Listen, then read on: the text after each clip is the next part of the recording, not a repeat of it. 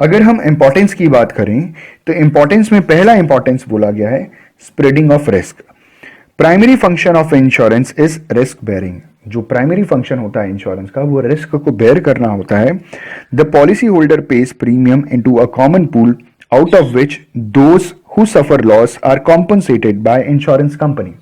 जितने भी policy holders होते हैं, जितने भी इंश्योर्ड होते हैं, वो जो लीगल कंसिडरेशन के फॉर्म में प्रीमियम देते हैं, वो इंश्योरर जो इंश्योरेंस कंपनी है वो उसे कॉमन पूल में इकट्ठा करता है और उसी पूलिंग के पैसे से कॉम्पनसेशन दिया जाता है, इंडेमनिफिकेशन दिया जाता है। सेकेंड पार्ट, इसका मतलब ये हुआ कि रिस्क जो है वो बहुत सारे इंश्योर्ड के ऊपर डिवाइड कर दिया गया। सेकेंड पार्ट है building up of confidence. Building up of confidence का मतलब है insurance provides protection against the sudden loss and create sense of security in case of reduction in earning power due to old age, injury, sickness, ill health. Certain sum is guaranteed. Third one is a means of saving. अगर हम savings की बात करें तो ज्यादातर लोग bank के बारे में सोचते हैं कि एफडी करवा लें या आरडी रिकरिंग डिपॉजिट में पैसे जमा कर दें मंथली बेसिस पे। अगर हम रिकरिंग डिपॉजिट की बात करें, आरडी की बात करें, जो मिनिमम टाइम पीरियड उसका होता है वो 6 महीने से लेकर के मैक्सिमम टाइम पीरियड उसका होता है 10 साल तक आप रिकरिंग डिपॉजिट करवाते हैं और बैंक ऑन एन एवरेज आपको 6 to 6.5% रेट ऑफ इंटरेस्ट में आपको पैसे देता है, इंटरेस्ट देता है।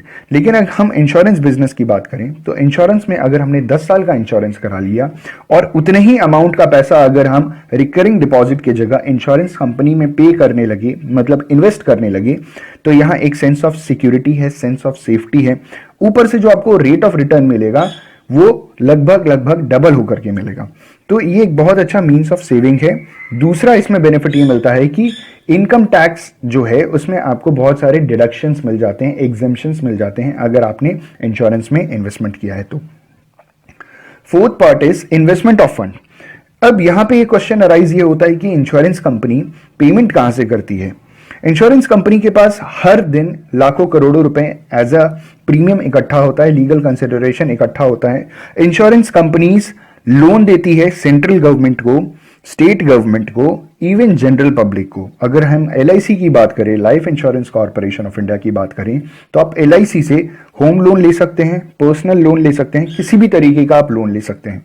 तो ये investment of fund insurance company करती है और इससे बेनिफिट ये होता है कि अगर किसी ने पर्सनल लोन लिया तो बिजनेस कर सकता है, अपना डेवलपमेंट कर सकता है। बिजनेस करेगा, पर कैपिटा इनकम बढ़ेगी, पर कैपिटा इनकम जनरेट होगा, बढ़ेगा तो नेशनल इनकम बढ़ेगा, देश तरक्की करेगा। और जब ये स्टेट गवर्नमेंट या सेंट्रल गवर्नमेंट को लोन देते हैं तो जो गवर्नमेंट है वो यहां से लोन लेकर के इंफ्रास्ट्रक्चरल डेवलपमेंट करती है, देश की तरक्की होती है। Fifth point is encourages foreign trade. जो इंश्योरेंस है ये फॉरेन ट्रेड को बहुत अच्छी तरीके से एनकरेज करता है। ये फॉरेन ट्रेड का जो एनकरेजमेंट है, क्योंकि देखिए जब फॉरेन ट्रेड होता है तो हम इंपोर्ट और एक्सपोर्ट की बात करते हैं और जैसा हमें पता है कि जो सबसे चीपेस्ट मीन्स ऑफ ट्रांसपोर्ट है वो है वाटरवेज, समुद्र के रास्ते।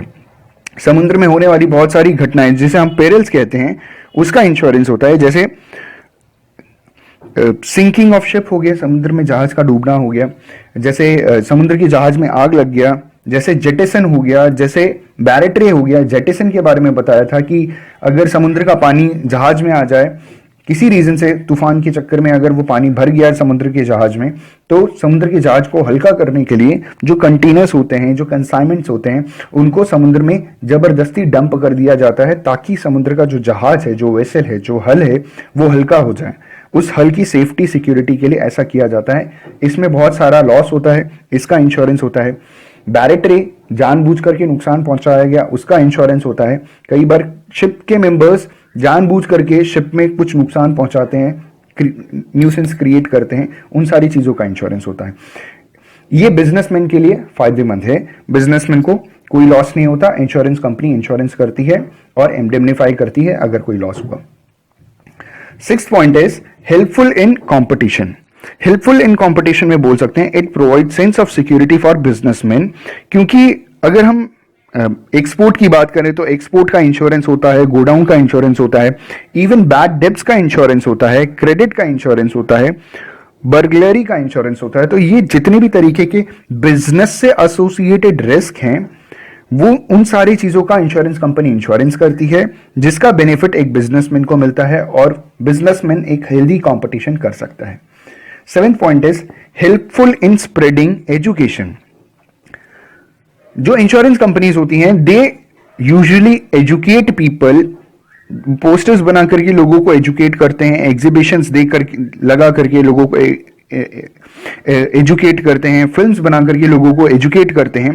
वो इन एजुकेशन में सिखाते हैं फर्स्ट एड कैसे किया जाता है, पर्सनल हाइजीन कैसे मेंटेन की जाती है, सैनिटेशन के बारे में जानकारी देते हैं, डिजीज से कैसे प्रिवेंट किया जाता है, फैमिली की प्लानिंग कैसे की जाती है। तो ये पूरा का पूरा इंश्योरेंस कंपनी एजुकेशन स्प्रेड करती है अपने थ्रू। अगला है फैसिलिटी ऑफ लोन। अगर हम लोन की बात करें तो लोन की अगर जब बात की जाती है तो हमारे दिमाग में एक बात आता है कि अगर हमें लोन चाहिए होगा तो हमें एज अ कोलैटरल सिक्योरिटी कुछ ना कुछ गिरवी रखना पड़ेगा, मॉर्गेज रखना पड़ेगा। लेकिन अगर हमारे पास कोई प्रॉपर्टी है नहीं तो हम क्या करेंगे, हमें तो लोन मिलेगा नहीं। दूसरी चीज, जब आप लोन के लिए जाते हो तो बेसिकली आप बैंक के पास जाते हो, जितनी वैल्यू की आपकी प्रॉपर्टी होती है बैंक उसका 75 to 80% आपको लोन ग्रांट करता है।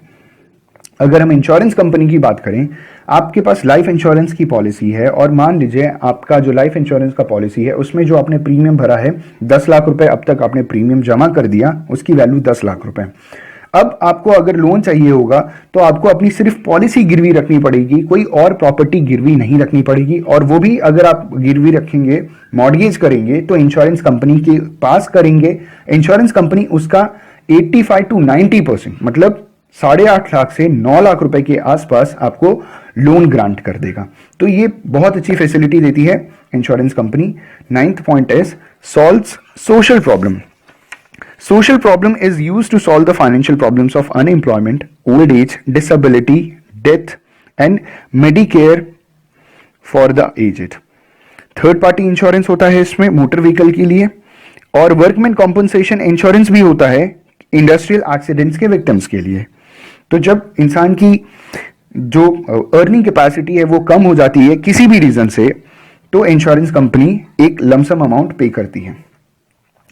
Last point is insurance helps in reducing prices. जैसे इसका एग्जांपल लेकर के समझते हैं कि जो बड़ी बड़ी कंपनीज हैं टीवी में एडवर्टाइजमेंट करती हैं और एडवर्टाइजमेंट का जो भी पैसा आता है वो पर यूनिट अपने प्रोडक्ट्स में डिवाइड करके कस्टमर से वसूल करती हैं। उसी बेसिस पे इंश्योरेंस कंपनी, जो कंपनीज होती हैं वो अपने गुड्स, जो अलग कंपनीज होती हैं, जो भी कंपनीज होती हैं वो अपने गुड्स का जब इंश्योरेंस कराती हैं तो गुड्स एडवर्टाइजमेंट के इंश्योरेंस के पैसे के साथ साथ गुड्स का भी जो इंश्योरेंस का पैसा है वो भी पर यूनिट में डिवाइड करके कस्टमर से वसूल करती हैं। इससे बिजनेसमैन का लॉस नहीं होता कि, और ये पर यूनिट बहुत सस्ता पड़ जाता है और ये कस्टमर्स बेयर करते हैं। तो insurance helps in reducing prices.